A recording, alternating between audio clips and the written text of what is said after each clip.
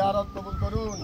আল্লাহ বিশেষ করে দেশ নেতা তারেক রহমানের হায়াতকে দারাজ করে দিন।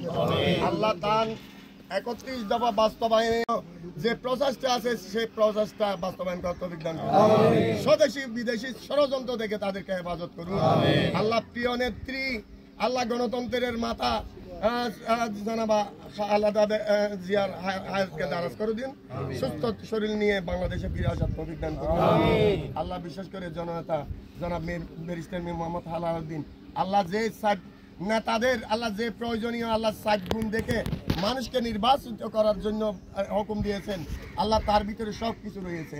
আল্লাহ সেই নেতাকে মানুষের কল্যাণে আল্লাহ অল্প বয়সে কাজ করার তৌফিক দান করুন।